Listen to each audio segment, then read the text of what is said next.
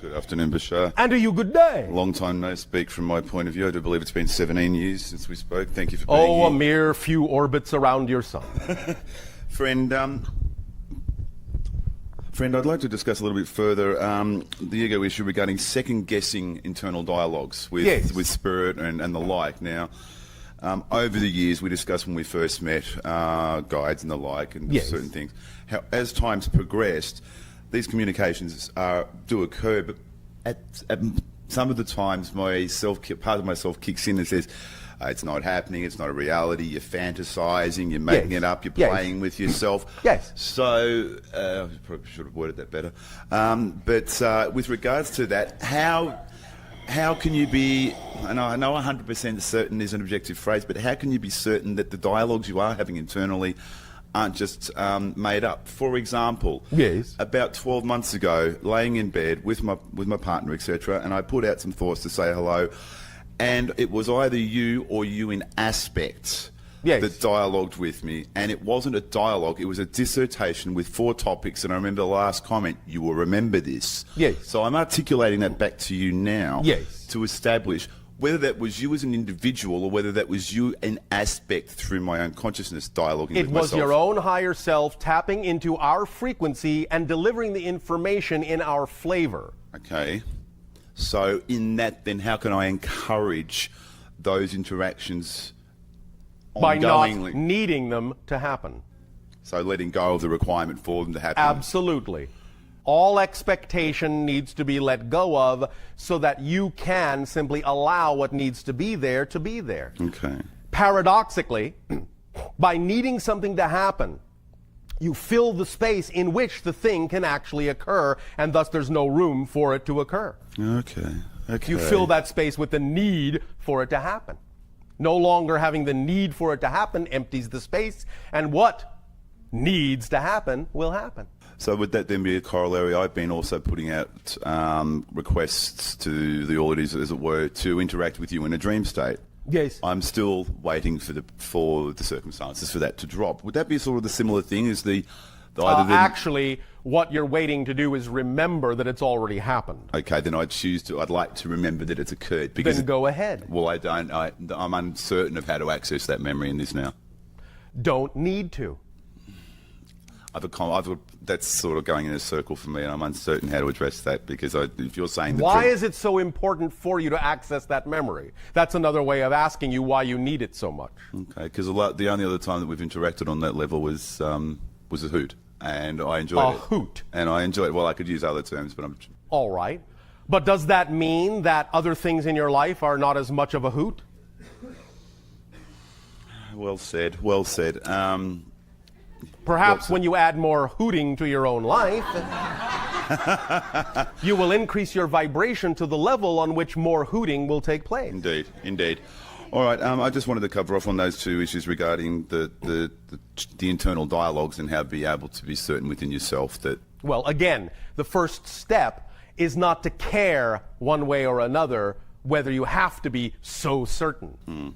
The idea, again, is to focus on the things that give you joy and just get on about the business of living your life to the best of your capacity in acting on the things that give you passion. And trusting that whatever else you need to know, you will know. And whatever other experiences you need to have, you will have. Remember, you've made appointments, you've made agreements to have certain things happen in certain timing. And the only way you can miss those appointments is by worrying that you will miss those appointments. Touché. So, does that help? It does, brother. It does, brother. Thank you. All right. Owl, see you later. Owl. Thank you very much.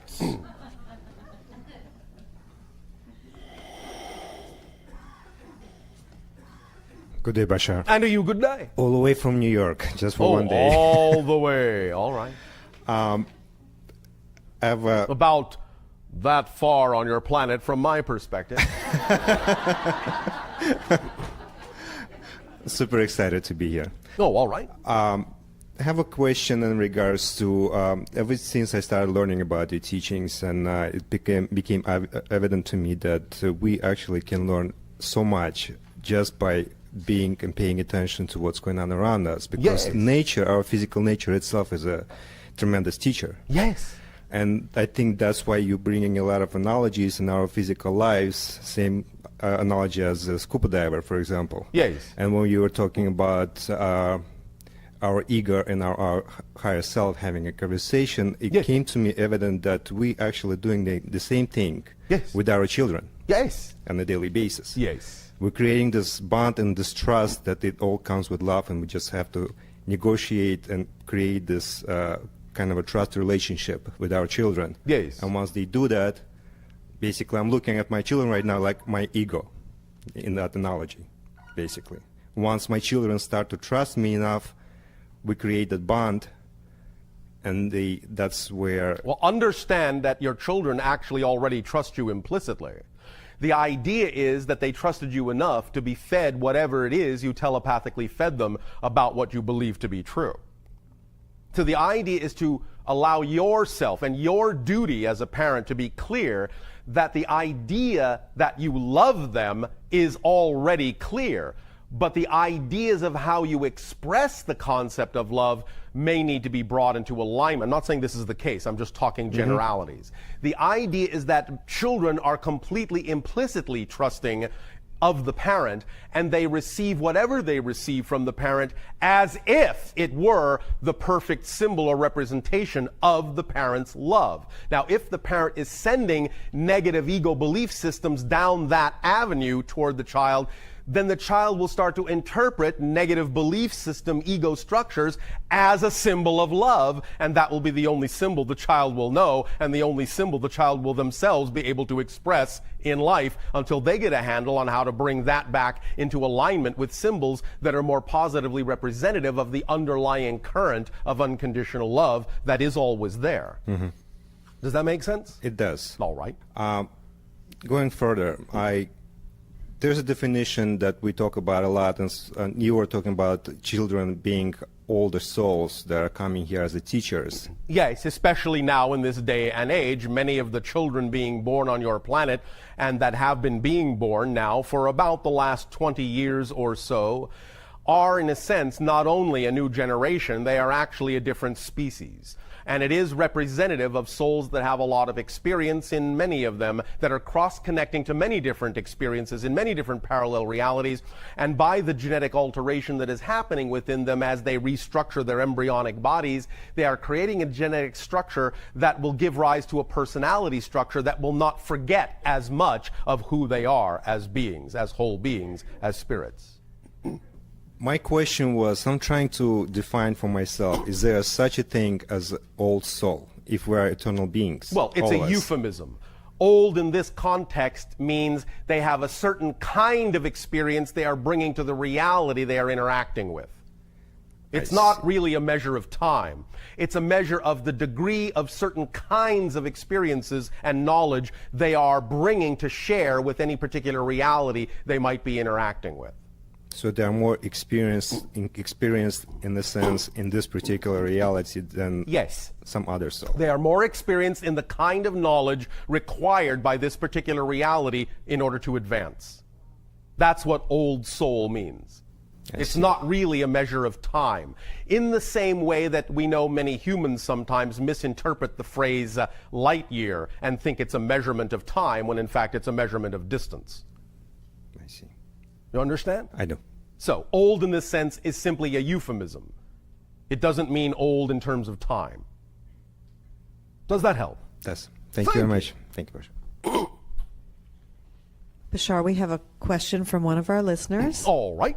This one is, Bashar, do you have an ego? We have a sufficient amount of ego to keep us focused in physical reality to whatever degree we wish to be focused in it. But again, we remind you, ego by itself is not a negative term. It's just a focusing mechanism. We do not, however, experience the idea of the negative ego.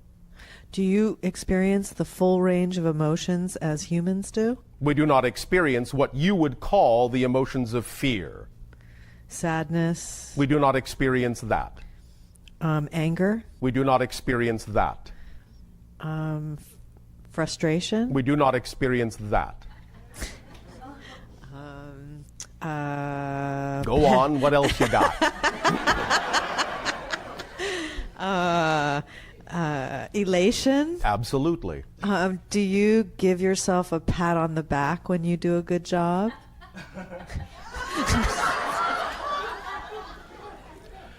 The enjoyment of doing the job is enough, because it is far more satisfying than any pat on the back could ever be. And we do not need to pat ourselves on the back because we know creation has our back. Oh. So when we have a more balanced ego structure, Yes. how would a human experience themselves? As a joyful, playful child. Just experiencing themselves rather than thinking about themselves experiencing it. It's beautiful. It is.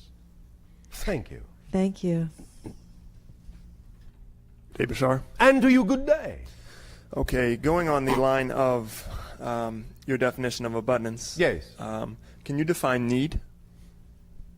Again, we understand that sometimes certain terms in your language may have different meanings. And we can understand that it can be confusing at times, especially when some of these concepts are attempting to be translated into linear space-time reality terminology, which may not be accurately representative of some of the concepts that are being sent, but may be close enough.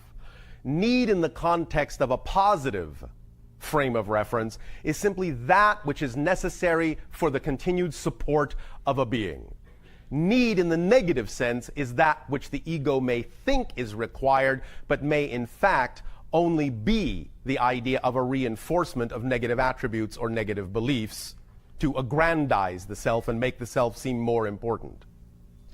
Okay, so knowing that, need being, I know that I only really need, the very basics of food, and I know you've had a list from before of certain things. You have to sleep a certain amount, you have to dream a certain amount. Yes. There are those needs, but then, all of those can be met without really experiencing much of a joyful life. Oh, they can be, but believe me, if you do them in the purest possible way, breathing is a joy, eating is a joy, sleeping is bliss. Okay. So, yes, and again, you can see there is a different bifurcation of the terminology and the different definitions and the subtleties of the definitions in the one word your language has expressed as the word need. Yes. So, yes, you can do them in a sense from a lower vibration. You can do the basics, the fundamentals. But if you only look at them, if you only define those basics as just getting by, then of course you will only experience them in a relatively flat sort of vibration. But if you understand that these basic needs are the very foundation of your ability to have the experience you are having, then they become joyful celebrations. They become things you are grateful for and give gratitude and appreciation to, because they allow you to have the experience that is allowing you to discover more and more and more expansively who you really are. So they all play a part in letting you do that. In other words, you could say, well, the deep sea diver can sort of say, well, yes, I recognize the need for this breathing apparatus. That's all well and good. But when you are 50 feet below, believe me, without that breathing apparatus, suddenly you're very grateful for it. Because it allows you to breathe in an environment that gives you an experience you otherwise could not have. You understand? Yes, I do. Does that help? Yes, following that, for instance, I don't think I need a hung, the musical instrument on the stage, the steel pan. Yes. I want one of those, but I don't need one. Actually, you may find that in the positive context, you actually need one, and that wanting can actually be the negative context. Okay, yeah, so I don't know how to not judge the want of things. How about just allowing it to come to you? Okay. What about that device gets you so charged up? gets you so excited. I have a hard time putting in words, I think. I don't know. But it does excite you. Absolutely. You feel that vibration when you look at it, when you think of it, when you hear it, yes? Yes. You feel that connection, yes? Yes. Then, that is, along with the vision of yourself playing it, that is the only language needed. The feeling and the picture of you playing it in the ideal scenario is the only language needed, the only symbol needed for you to then hand over to the higher self and then forget about it. Okay. Let it go. Trusting that the higher mind now knows what you truly vibrationally need, and that it will then bring about the synchronicities and circumstances necessary for the manifestation of that, if, in fact, that is representative of the highest state. Or it might bring you something you couldn't even imagine that would actually allow you to experience more excitement and more joy than you're imagining in your scenario now.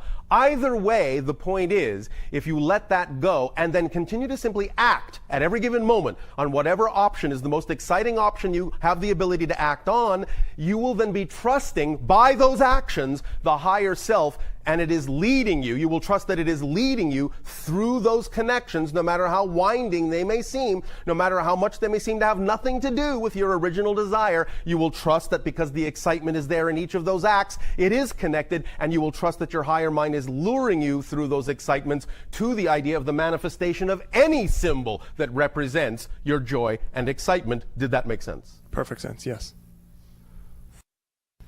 Okay. When I was as a child, I have a memory of being half asleep, half awake, my bed shaking a lot in the middle, in my dream state kind of. I was just aware of it, but I don't know if it was physical or it was just experience. Can you scan that at all? I don't know if you can provide me any insight on that. What you're experiencing, and this is actually not that uncommon in your society, is that in those states, you are actually shifting interdimensionally. But if you, let's say, put on the brakes, you hold yourself in idle, in between dimensions, vibrating back and forth, you can actually set up a resonance, a feedback resonance in physical reality that will actually cause the objects to sympathetically vibrate with that feedback resonance. You understand? Yeah, I remember being almost fearful, though. Yes, because things were building up. In other words, you have to let the energy go. You have to let yourself make the shift completely. You can't really hold yourself there in between too long. Otherwise, there can be some buildup and some feedback and some blowout of circuits. So the idea of the fear building up was you're reaching the breaking point of your tolerance level. Let it go. That was truly, in that sense, simply a survival mechanism. I see. All right. Make sense? Yes. All right. Thank you, Bashar. Thank you. Bashar, another question from our listeners. This was about distinguishing between the ego and the higher mind. Well, we have talked about that already. Right. And I guess I just wanted to reinforce this idea that in learning to distinguish between the two, if the thoughts that you're receiving are making you feel small, frightened, decreasing your energy, decreasing your spirit, is it a good bet that that is your negative ego? It is a good bet, but here's the trick. Again, remember, the ego, the negative ego, is clever. The negative ego may give you thoughts that actually make you think you're feeling good. The way to tell the difference, again, is to take that quiet moment and really pay attention to some of the underlying feelings that go with it. In other words, you can actually realize that if the negative ego is feeding you in such a way as to make you think you're feeling good, if you step back and pay attention, you may actually be able to feel the anxiety underlying that. And that's what lets you know it's the negative ego, attempting to trick you into thinking that anxiety is excitement. But generally, eventually, you will find in the physical reflection of your physical reality, in the mirror of physical reality, the negative ego cannot trick you that way for long. Eventually, physical reality, just being a neutral mirror, will show you something isn't working. Therefore, you've got to take a step back and look at what you thought was exciting and make sure that the excitement is genuinely coming from the higher mind and was not just a trick of the negative ego to allow you to avoid something you're actually fearful of. So always, even if you can't tell in the moment, always the physical reality will show you something isn't coherent here. Something will not make sense. Something will be out of alignment. Something will be out of whack, as you say. And it gives you the moment to step back and see if, in fact, there was actually coherency in what you were getting and where it came from. Does that make sense? Yeah, I'm trying to think of I'm putting it finally this way. Again, when the negative ego generally gives you something that may appear to be excitement, but you find yourself still reacting negatively to circumstances that occur in your outer life, that's a good clue that it wasn't actual excitement, that it was still coming from the negative belief system. I see. Does that make sense? Yes, it does. So that's how you know from the reflection that is given to you. Not that the reflection changes, but how you respond to the idea of what's going on in your physical reality as to whether it was a genuine excitement or simply the idea of a disguised anxiety. I see. That's very helpful. Thank you. Thank you. Are you approaching your break time? All right. Thank you, Bashar. And to you, good day. Thank you. I have a question about your civilization. Yes. Do members of your civilization often interact with beings of a much, much, much higher density than your own? Much? Or? Yes. Okay, great. If so, can you describe them in a way that we would be able to understand? Generally speaking, you will find that beings of the idea you call seventh density will be mostly energy constructs, energy forms. They will be patterns of light and electromagnetic or electromagnetheric energy. They may present themselves in a variety of ways that again are representative of the symbols of the consciousness of the other civilization they are communicating with. Therefore, sometimes the beings that we interact with of that level actually appear to us as multifaceted crystals floating in the air. Because that is the overall consensus reality of what they represent, a multifaceted representation or aspect of all that is. Thank you. What have you learned from them recently which has assisted in your own individual growth and evolution? Oh, thank you. One of the things we have learned from them recently, as you say, in terms of time, is the idea of how, because in a sense they function as our higher minds, how we can experience their level of reality more and more and more and more in what might be called the lower vibratory levels. What interpretations we can recognize as aspects of their reality that are capable of manifesting in our reality, and to interact with them in ways that would let us know we are interacting with them, even though they will be cloaked in manifestations of our reality. They are telling us how to see through our own symbols more and more and more to the pure essence of their being. This is, in your language, difficult to describe beyond this point as to how we would perceive their true essence. But the closest approximation perhaps would be as an infinitesimal spark of light in an endless void of emptiness. Excellent. And yet, at the same time, knowing that the infinite void of emptiness is also contained in that infinitesimal spark of light. Thank you. Thank you. Another topic. Sorry, I'm dying to know this. Thank you for appearing in the movie Tuning In. There was also... Well, I did not appear. The channel's body appeared in it. Thank you for that clarification. There was also another channeler in the movie who claims to channel an extraterrestrial consciousness. And I've heard some audio from them that within the next 15 years, we will cease to have any currency and that we will no longer have a monetary system. I'm just curious to know your perspective on this. As we read the collective energy now, sometime between your year of 2015 and 2033, you will begin to lay down the basis for the removal or shift or change of the monetary or economic system as it exists now, but that does not mean there will not still be some form of symbolic exchange in that time. So it may not manifest right away, but the foundation of it will begin to be laid in that time. Okay, thank you. That's how we would interpret it by reading the collective energy. Thank you. Thank you.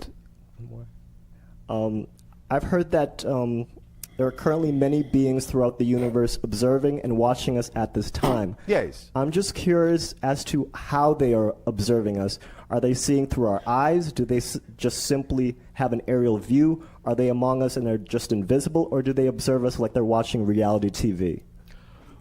All of the above and more. Thank you. Depends on the being and from where they are observing.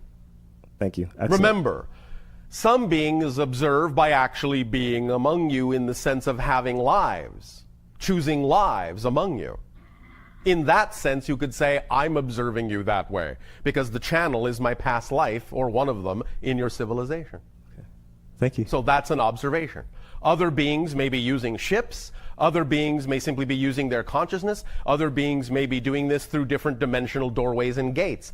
There are as many ways of observing things as there are kinds of consciousnesses and beings. Okay. Does that help? Yes. Thank you. Thank you. We'll be watching you. This person asks, since I'm creating my own reality, I would like to know exactly how I can use feedback from other people to enhance my reality. How can I take advantage of any negativity from other people in a practical way? By considering it to be an offer or a suggestion of an optional way to view yourself, and taking the advice simply as advice, to take the opportunity to see whether or not you are still on track with yourself, or whether they are reminding you that some correction, some course correction may be necessary. But once you have made the determination as to whether or not you are in alignment or out of alignment based on their suggestion, you can thank them for the suggestion and decide to do whatever it is you prefer to do. In other words, treat all of that, any criticism, any observation, simply as an opportunity to consider that you may need some alignment, but then make the assessment yourself as to whether that's true for you or not, and thank them for their input, whether you take their advice or not.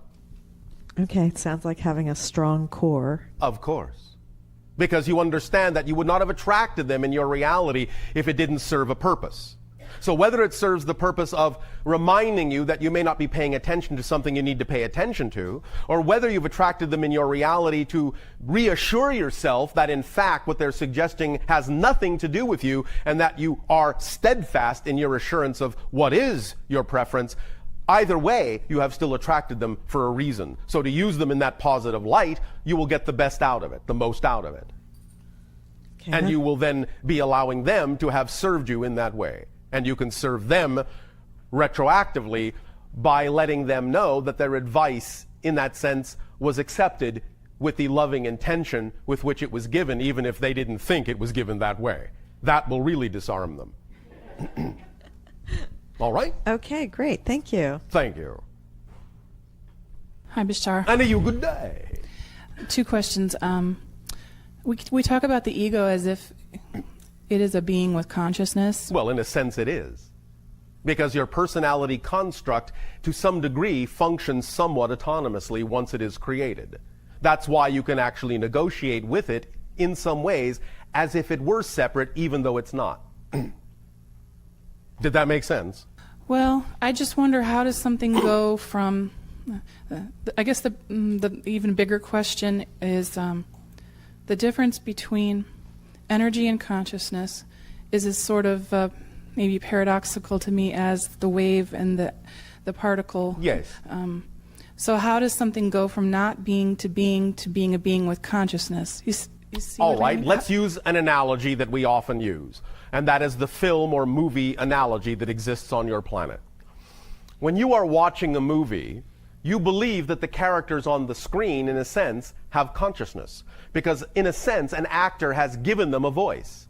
But if you actually stop a moment and think about it, you're relating to nothing but a bunch of light.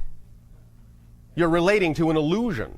It's causing you to allow yourself to feel emotions, to think new thoughts, to respond in many ways to what you're seeing on the screen. But what you're seeing is actually not the living actor, nor even a real character. So the idea is similar. You have created a context, a character in context in the ego. You have used consciousness and energy and molded it into a certain pattern in such a way as it actually can be dealt with in an illusionary manner, as if it had its own autonomous reality. Make sense? This is for the purpose of creating reflectivity. Make sense? Yes, no, maybe? Well, it does, except, when it turns into a monster.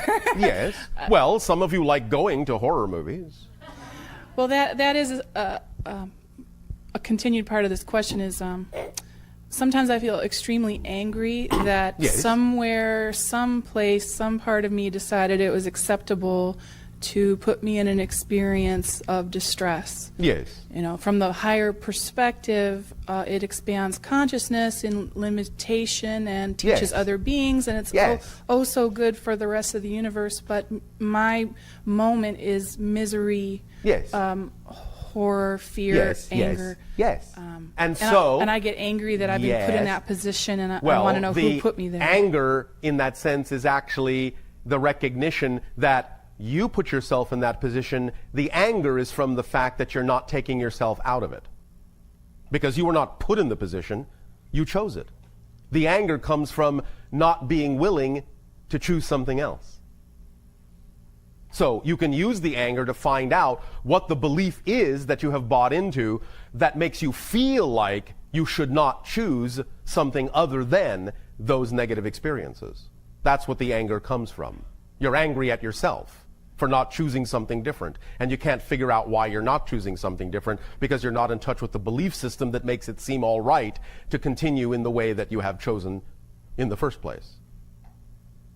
Make sense? Well, if myself knew that I could get lost Yes.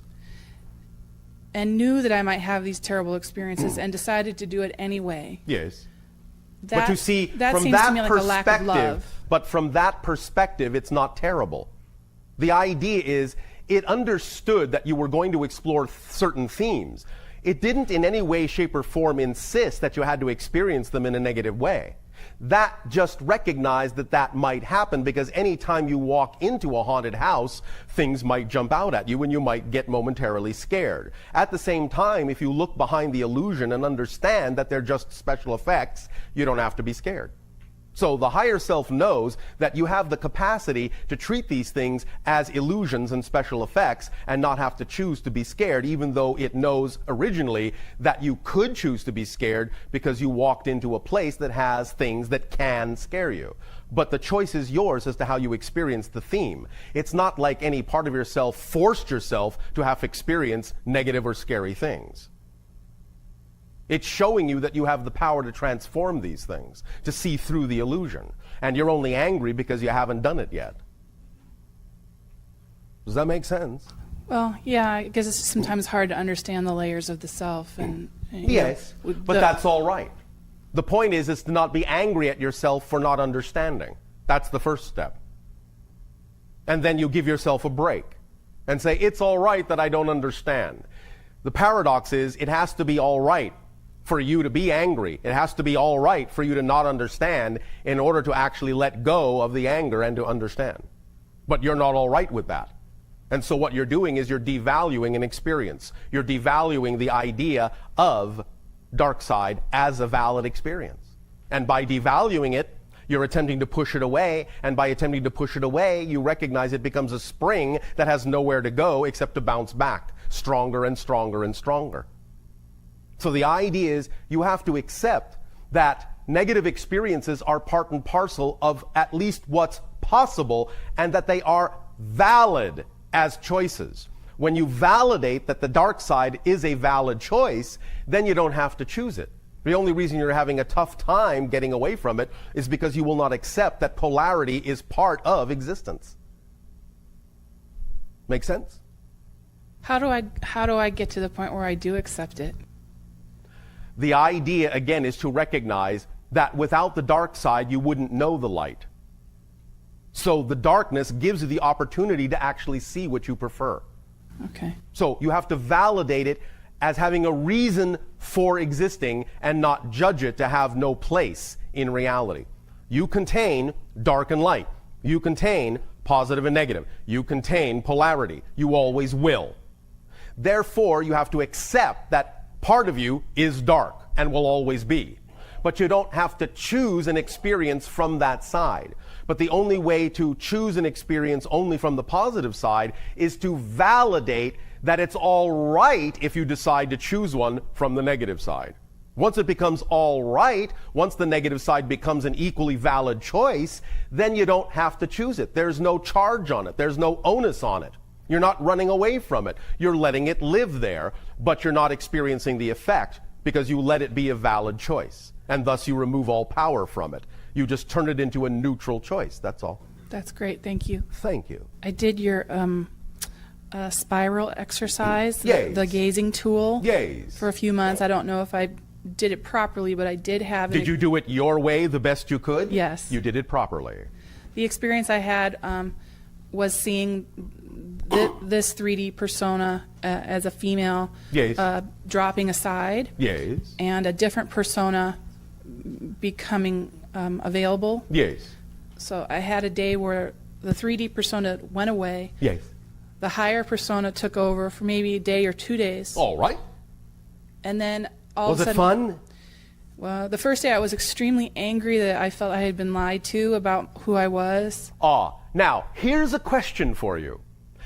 If you created a higher persona that is representative of more joy and more excitement, why did you spend the energy and the time focusing negatively instead of spending the time focusing positively and just enjoying the new persona? Why did you choose to stay in the negative energy and spend time berating yourself for having spent time in the negative side unless you prefer to spend time there?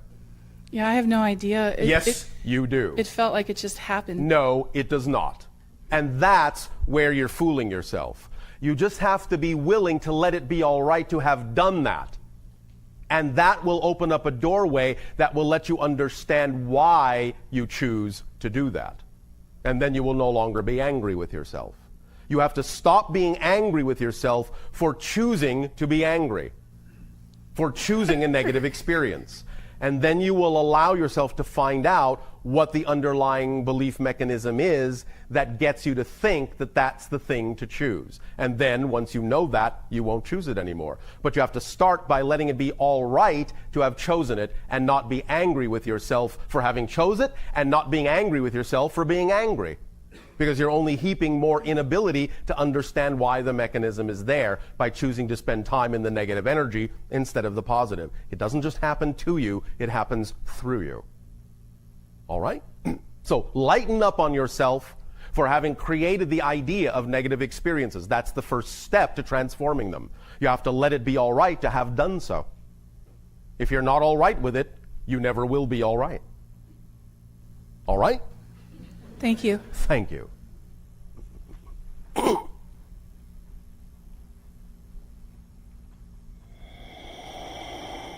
Hello, Bashar. And to you, good day. I'm very grateful to be able to interact with you today. We thank you for the co-creation of the interaction. And I wanted to take the opportunity to, because I've been seeing you since I was a child, Yes. to let you know that although, I'm sure you know on some level, but that although I haven't always been in the awareness state, maybe to accept all the information you were giving me, that... Well, all you need to accept is all the information you wish to accept. Okay.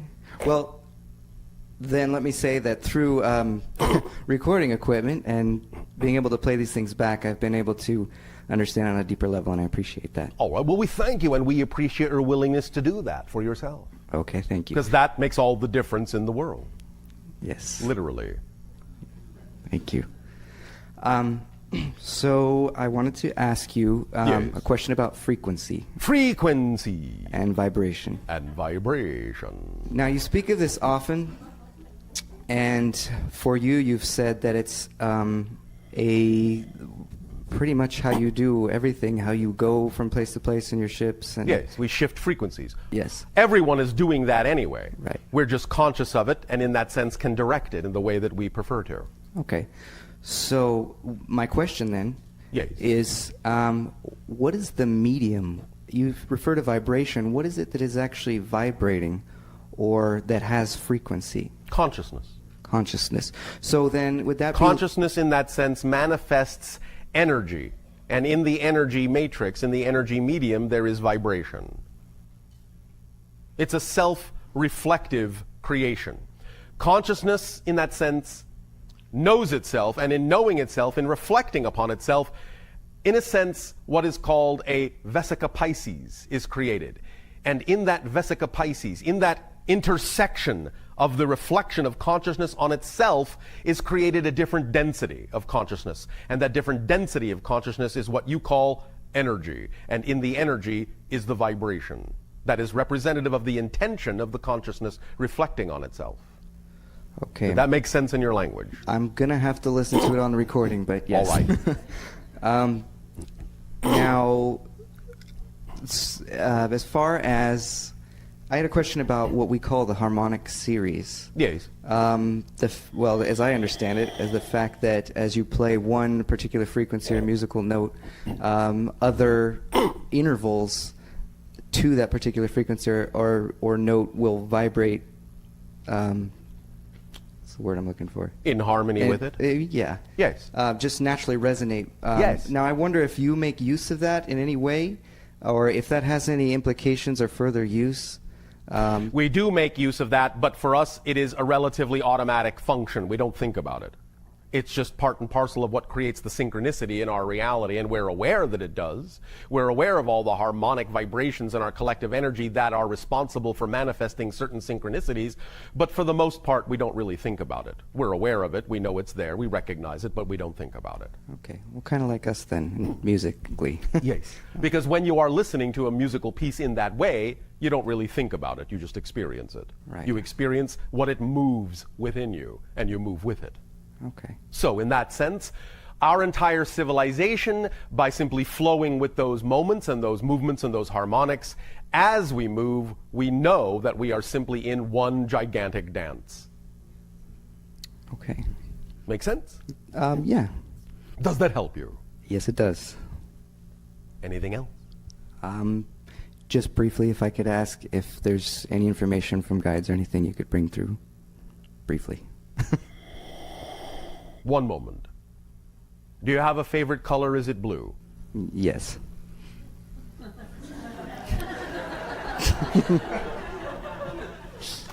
Then look to those frequencies and their corresponding tonal qualities in sound to create the kind of music you're looking to create.